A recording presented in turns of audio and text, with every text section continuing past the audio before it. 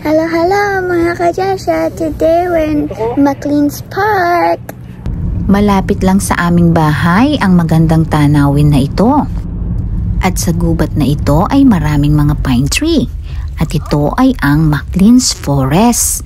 Magbabiking kasi si Nakisha dito eh.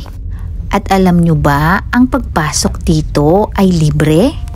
Dito kasi sa New Zealand, napakahalaga talaga na ikaw ay healthy. Kaya maraming mga nagbabike dito, yung iba pa nga, pamilya talaga sila. Sa tanawin pa lang kasi dito, talagang marerelax ka na. Haya na nga ang mag-ama ko, nire-ready na ang bisikleta ni Keisha. Ready na daw siya.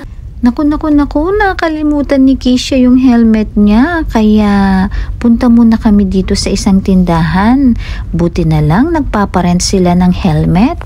May isang maliit na tindahan dito na kung saan pwede kang bumili ng kape, ice cream at iba pang mga pagkain.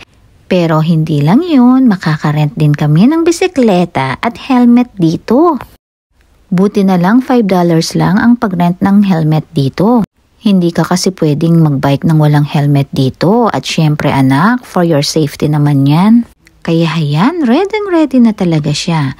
Ingat lang kayo sa pagbabike.